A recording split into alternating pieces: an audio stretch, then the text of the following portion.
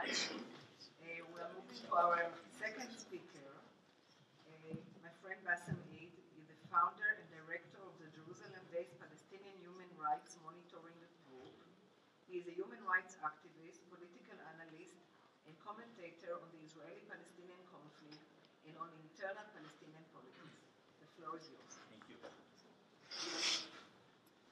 Yes.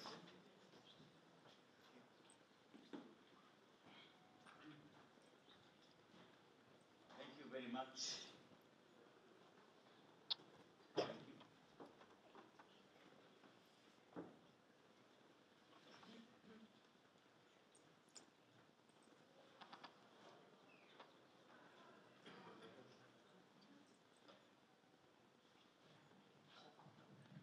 Thank you very much. I like when Henrik stopped his speech by the word inshallah.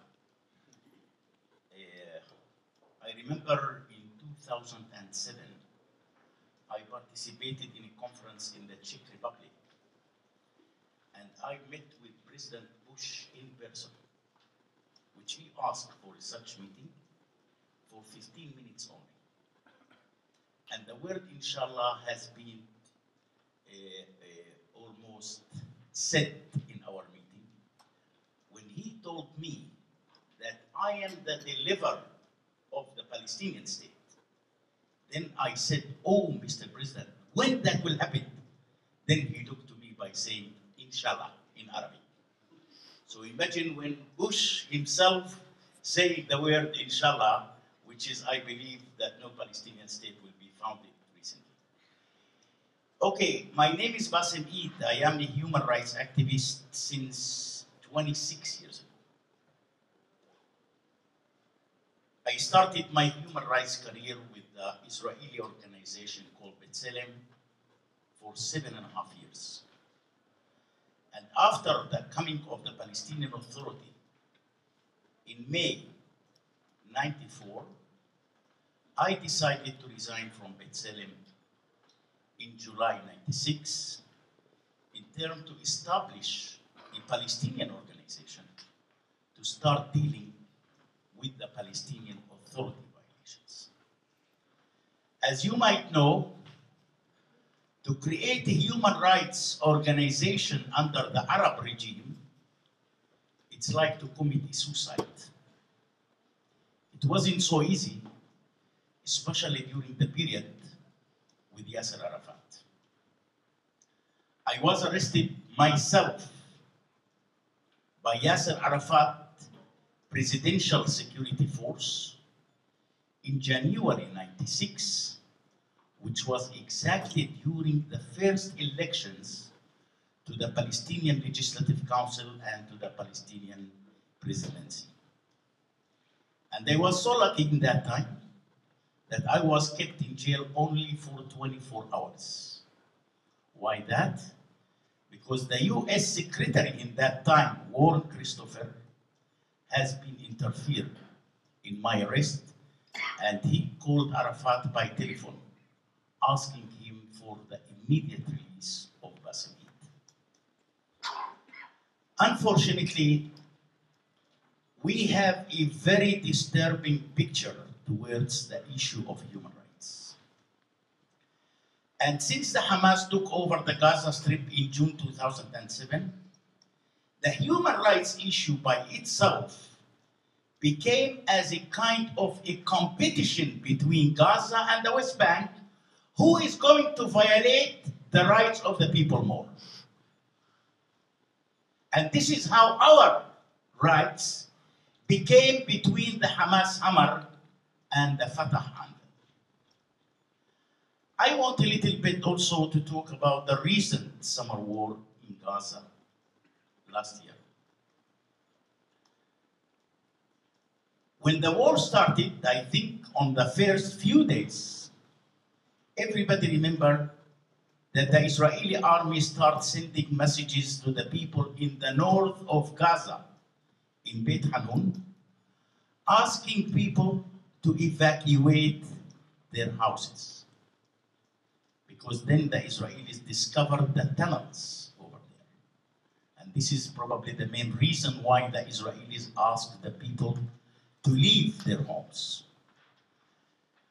When the people received the messages and they prepared themselves to leave Gaza, Hamas sent their own people to the entrance of Beit Hanun, and they forced people to go back to their houses.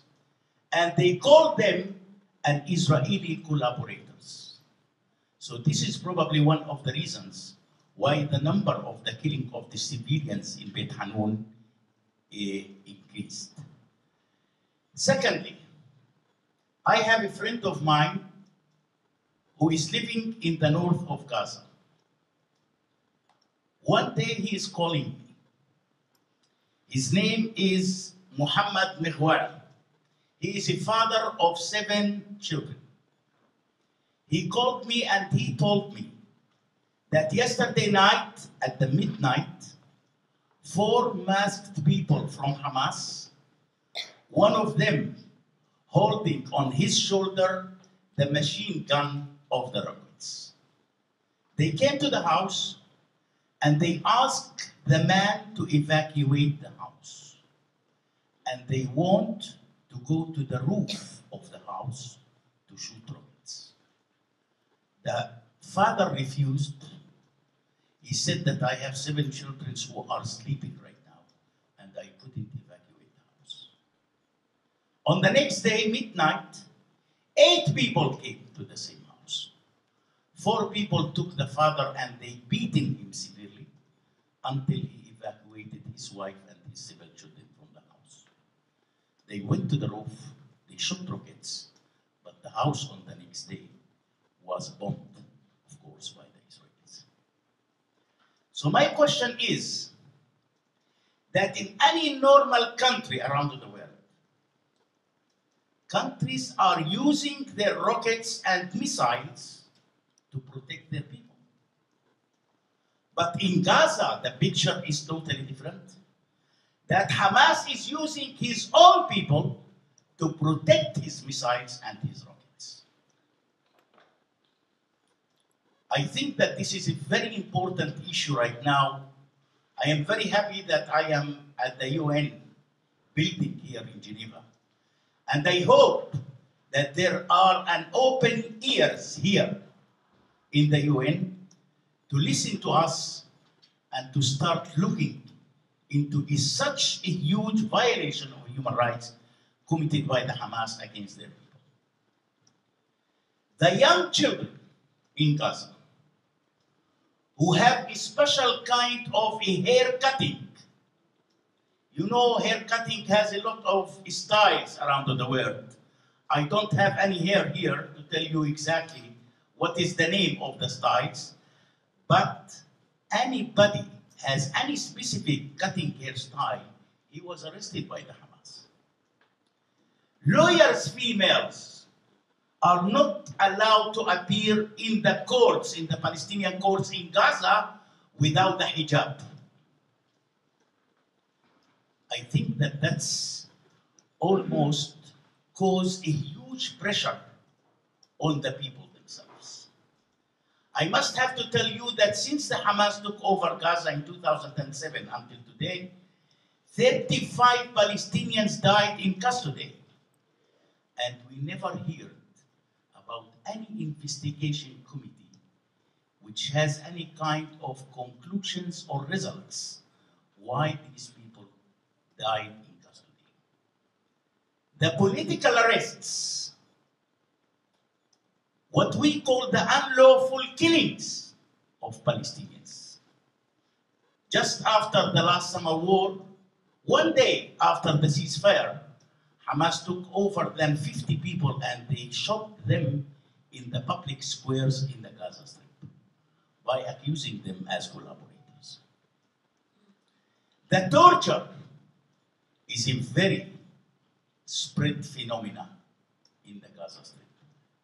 What I am telling you about the Gaza Strip, in the West Bank, by the way, the picture is not really different.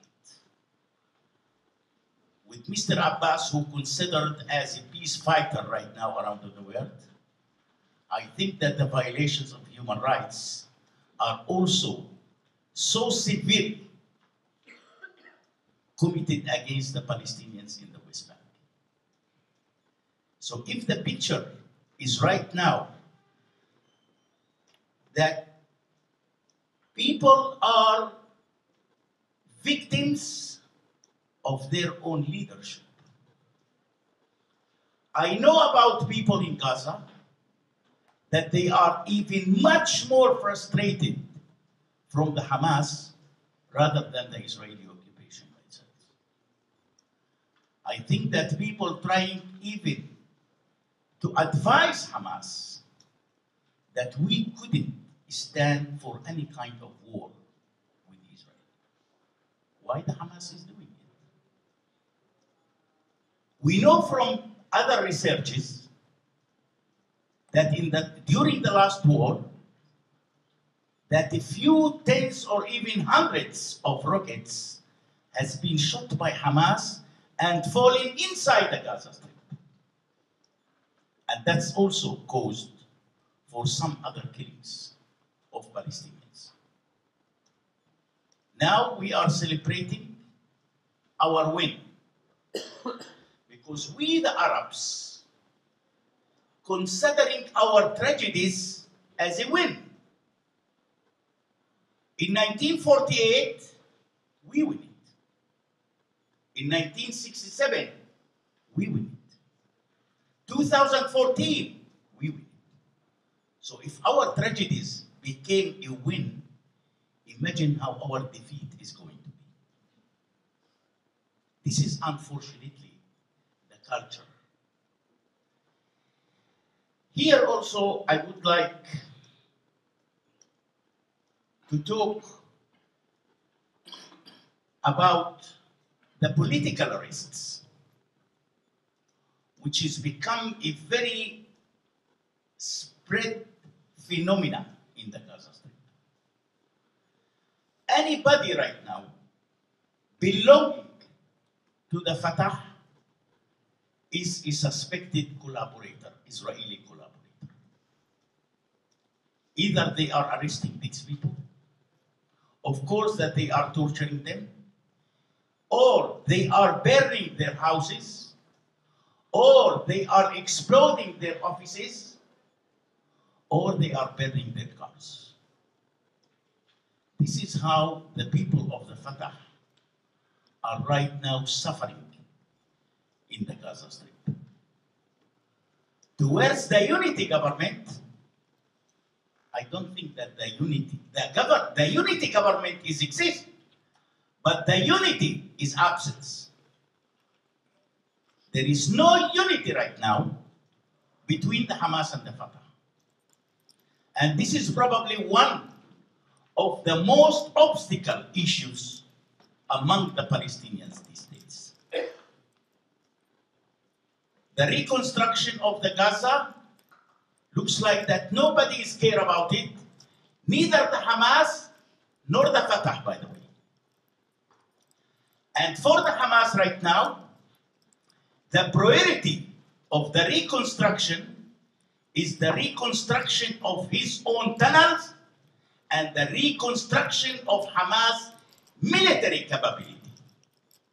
This is the priority, not the houses of the people who became over than 100,000 people totally homeless. I think that one of the bodies that should have to be blamed here is also the UN itself. Also the UNRWA, which is the UN Workers' Relief Agency, should have to be blamed on what's going on. Hamas used the facilities of UNRWA to hide his own rockets over there. I don't want anybody from the United Nations or from UNRWA to tell me that UNRWA has no idea about that. I think that the Hamas using the facilities of UNRWA since the Hamas took over the Gaza Strip in 2007. This is not something new, but probably it was just founded newly, and everybody started talking about it.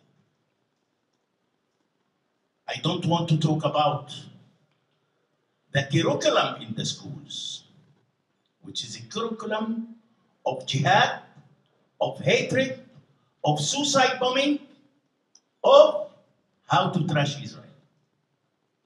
This is what our pupils are learning in the schools.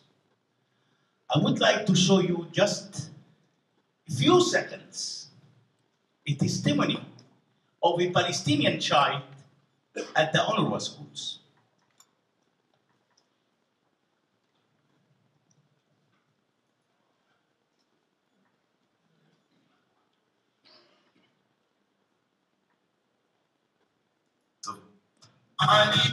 themselves.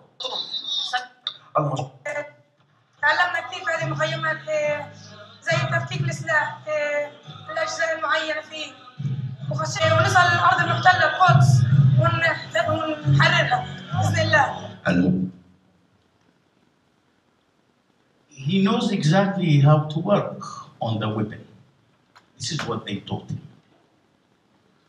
So I am, first of all, we have here if somebody would like to have the full film, we have the producer among us, Mr. David Badin, that you can approach him and get the complete copy of the film. If such boy is talking about such kind of things, that's making me as a Palestinian very worried about the future of my children. I thought all the time that the slogan of the education is that peace starts here.